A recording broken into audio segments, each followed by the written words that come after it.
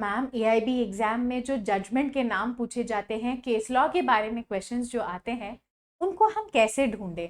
कहीं पे लिस्ट होता है क्या? बेरैक में कहीं पे इंपॉर्टेंट केसेस का लिस्ट होता है जहाँ से हम ये कर सकें? क्योंकि मैम इतने केसेस के नाम तो रट के जाना हमसे नहीं हो पा रहा है। ये वाले क्वेश्चंस मैंने अक्सर बहुत स्टूडेंट से सुना है। इसीलिए आज का वीडियो में मैं डिस्कस करूंगी AIB 19 के लिए आपका केस लॉस को लेकर क्या स्ट्रैटेजी होना चाहिए। इस वीडियो में जो प्रिपरेशन स्ट्रैटेजी मैं बताने वाली हूँ, ये मैंने बहुत पर्सनल एफर्ट, रिसर्च एंड पिछले 12 साल के जो भी AIB के प्रीवियस ईयर क्वेश्चंस है उसका रिसर्च से मैंने ये स्ट्रैटेजी बनाया है। आप एंड तक ज़रूर ये वीडियो देखना, आपको बहुत हेल्पफुल रहेगा। एंड में ना मैंने खासकर AIB 19 के लिए केस लॉस को लेकर कुछ बोनस टिप्स भी बताए हैं, तो वो भी ज़रूर देखना, ठीक है? इतना एंड तक देख लोगे तो मेरे हिसाब से तो आपको कोई डाउट नहीं होना चाहिए, 99% नहीं होगा। कहीं आपको और डाउट मिल गए हैं तो हमारा कमेंट्स बॉक्स खुला है, कमेंट्स बॉक्स में अपना क्वेश्चंस पूछिए, मैं डेफिनेटली ट्राई करती हूँ आप सारे के क्वेश्चंस को आंसर करने के, ठीक है? अब कैसे पढ़ना है इससे पहले मैं एक चीज़ क्लैरिफाई कर दूँ। हम ऐसे वाले बैरैक ले जाते हैं ना AIB एग्जाम में, तो विदाउट कमेंट्स या विदाउट नोट वाले बैरैक में ना सेक्शन 1, सेक्शन 2 बस सीधा सीधा एक एक करके सेक्शंस ही दिए जाते हैं। इसमें ऐसे टाइप ऑफ बैरैक्स में कहीं पर भी केस लॉस मेंशन नहीं होते हैं। तो AIB वाले जो बैरैक मिलते हैं उसके आधार पर आप केस लॉ वाले क्वेश्चंस बिल्कुल नहीं कर सकते। अगर अभी भी किसी को ये डाउट है तो मैंने क्लैरिफाई कर दिया, आपको केस लॉ के क्वेश्चंस बैरैक से नहीं मिलेंगे, यानी आपको पहले से ही स्टडी करके जाना पड़ेगा। अब बात यह है कि पूरा जो AIB सिलेबस है, जितने भी सब्जेक्ट हैं, हर सब्जेक्ट के बहुत ज़्यादा लैंडमार्क केसेस होते हैं। फॉर एग्जाम्पल आप कॉन्स्टिट्यूशन देख लीजिए, आराम से 200-300 लैंडमार्क केसेस हो गए, है कि नहीं? अब ऐसा एक एक सब्जेक्ट अगर आप देखते आएंगे तो पूरा AIB सिलेबस में हम आसानी से 1000-2000 लैंडमार्क केसेस आइडेंटिफाई कर सकते हैं। पर देखिए हमारे पास तो टाइम बहुत कम है, पढ़ना बहुत ज़्यादा है, थ्योरी पढ़ना है, बैरैक्स का परिचय बनाना है, प्रैक्टिस क्वेश्चंस करना है, और इतना सारा केस लॉज रट के जाना इम्पॉसिबल है। तो इसीलिए सब कुछ रट के जाने में आप लगे मत रहो। यही टाइम है हमारा स्मार्ट स्ट्रैटेजी का यूज़ करने का, यही पे तो काम आता है। इतना रिसर्च जो किया है, जो हमारा प्रीवियस ईयर का जो एनालिसिस है, वो इसी टाइम पर काम आता है।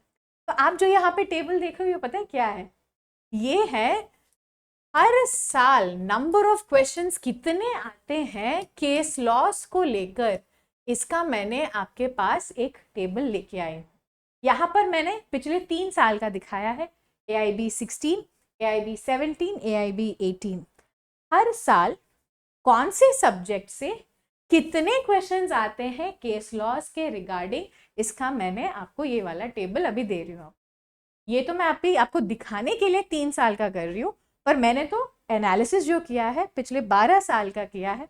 उस 12 साल का जो एनालिसिस है उसके आधार पर अभी मैं बता रही हूँ आपको क्या करना चाहिए, क्या नहीं करना चाहिए। स्पेशली केस लॉस को लेकर ये पता होना और भी ज़रूरी है कि आप क्या ना करें ताकि आप टाइम वेस्ट ना करो, है कि नहीं? तो जैसे आप यहाँ पे देख रहे हो, ये काफ़ी एविडेंट है कि कुछ ही सब्जेक्ट्स होते हैं। पूरा जो AIB का सिलेबस है ना, सारे सब्जेक्ट से केस लॉ के क्वेश्चंस नहीं आते। ये पॉइंट नंबर 1 आपको याद रखना है। पॉइंट नंबर 2, अगर आप ये टेबल देख रहे हो आपको समझ में आएगा कि पूरा जो 100 मार्क का पेपर है, इसमें से हर साल बस 10 क्वेश्चंस आते हैं केस लॉस के। मैं ये नहीं कह रही हूँ कि 10 कम है, पर ये ध्यान रखिए कि पूरा पेपर केस लॉ से भरा नहीं है, आधा पेपर केस लॉ से भरा नहीं है। 100 में से 10 क्वेश्चंस आते हैं, हर साल 10 ही क्वेश्चंस आते हैं, मैक्सिमम 10 क्वेश्चंस ही आते हैं आपके केस लॉ को लेकर, है ना? अब एक और बात आप ध्यान रखो, आपको पूरा पेपर कंप्लीट थोड़ी ना करना है, आपको एटलीस्ट 50-55 लाना है ताकि आप सेफ जोन में रहे, है कि नहीं? यानी अगर आप 50% भी अच्छे से करके चले जाओ एंड वहां का क्वेश्चंस में गलतियां ना करे तो काफी है ना क्लियर करने के लिए AIB। अब वही लॉजिक आप यहाँ पर भी लगाओ। 10 केस लॉज में से अगर आप 5 सही से पढ़ के चले गए तो काफी है कि नहीं? 10 के 10 नहीं आए केस लॉस, कोई बात नहीं एग्जाम में, पर अगर 10 में से आप 5 या 6 क्वेश्चन केस लॉ के सही कर लिए तो वो भी काफी है। है कि नहीं।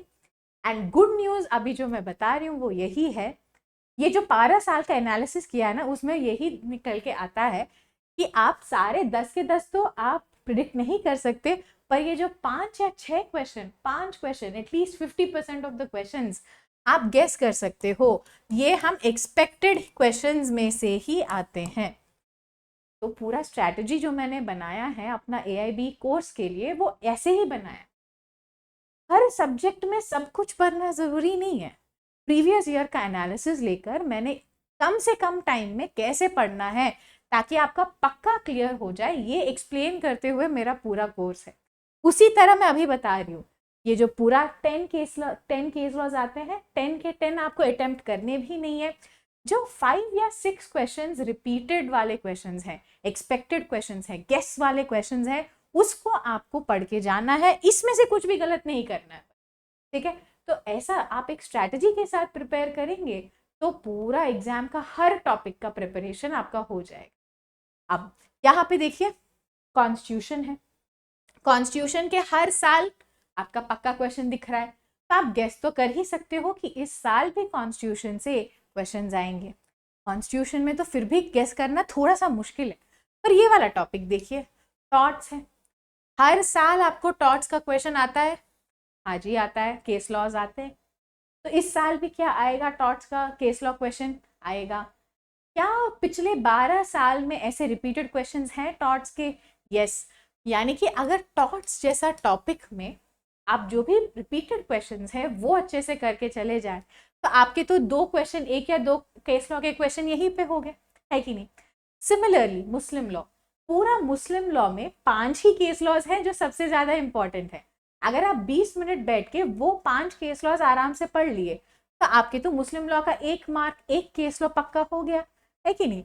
तो ये जो मेरा पूरा कोर्स है वो इसी तरह बना, इसलिए मैं कहती हूँ कि मेरा जो कोर्स है वो आप कम टाइम में भी अच्छे से कर सकते हो, क्योंकि सब कुछ पढ़ना है ये जरूरी नहीं है। कम से कम टाइम में इफेक्टिव मैनर में कैसे पढ़े, कम से कम टाइम में वो सारी चीजें कैसे सीखें जो एग्जाम के लिए जरूरत है एंड बाद में जाके प्रैक्टिस के लिए जरूरत है, ये होता है मेरा पूरा फुल कोर्स का फोकस। कोर्स कैसे होता है इसका वीडियो भी मैंने बनाया है, यहाँ पे लिंक कर दूंगी। कोर्स हिंदी में भी अवेलेबल है, इंग्लिश में भी अवेलेबल है, तो जो भी लोग इंटरेस्टेड है डिटेल्स आपको डिस्क्रिप्शन बॉक्स में मिलेंगे, वहां पे आप मैसेज कर दीजिए, आपको पूरा डिटेल्स मिल जाएंगे। ओके, कमिंग बैक, हमारा कुछ सब्जेक्ट्स हैं जिस पे हमें फोकस करना है, ये बात पे हम डिस्कस कर रहे थे। कॉन्स्टिट्यूशन जो है पक्का क्वेश्चन आएगा केस लॉ का। अब जिन्होंने कोर्स ऑलरेडी ज्वाइन कर लिया है उनको ऑलरेडी मैंने एक लिस्ट दे दिया है, आर्टिकल 14 के कौन से इंपॉर्टेंट केसेस है, आर्टिकल 12 के कौन से इंपॉर्टेंट है, आर्टिकल 19 के कौन से इंपॉर्टेंट है, ऐसे आर्टिकल वाइज आपको केस लॉज मिल गए हैं। बस उतना आप कर लो वो काफ़ी है, यानी खुल मिलके आप 30 या 40 केसेस पढ़ लो कॉन्स्टिट्यूशन से, वो काफ़ी होगा। बहुत ज़्यादा टाइम 200-300 केसेस हमें नहीं पढ़ने, क्यों? क्योंकि हमें 100 केस 100 नहीं चाहिए, 10 आउट ऑफ 10 केस लॉज में नहीं चाहिए, हमें 5 या 6 चाहिए, पक्के से चाहिए। थोड़ा भी पढ़ेंगे तो पक्का से पढ़ के जाना है, राइट। तो कॉन्स्टिट्यूशन तो मैंडेटरी है। आप सेल्फ प्रिपरेशन भी कर रहे हो तो जो भी चीज़ें मैं यहाँ पे बता रही हूँ वो आपके लिए भी बहुत ही यूजफुल रहेंगे। तो कॉन्स्टिट्यूशन में आपको पूरा मिलकर 30-35 केसेस से ज़्यादा रखना नहीं है, ठीक है। फिर बात आती है एडमिन लॉ। एडमिन लॉ से पक्का क्वेश्चन हर साल आता है। एडमिनिस्ट्रेटिव लॉ में कोई बैराक नहीं होता है ना, तो उसमें अधिकतर चांसेस होते हैं कि केस लॉ वाले क्वेश्चंस पूछे, तो एडमिन लॉ को भी लाइटली मत लीजिएगा, पक्का क्वेश्चन इस साल भी आएगा, राइट।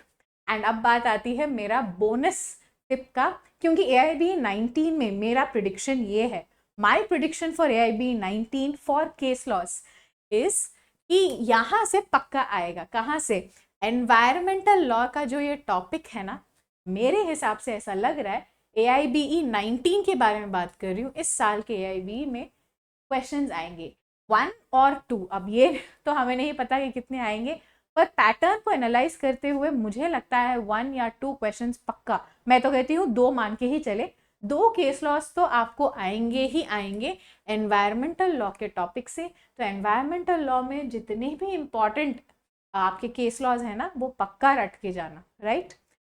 इंफॉर्मेशन टेक्नोलॉजी एक्ट में बस एक ही क्वेश्चन है जो बार बार रिपीट होता है, ठीक है, जो पिछले साल भी रिपीट हुआ था, बस वो एक क्वेश्चन रट के चले जाओ काफ़ी है।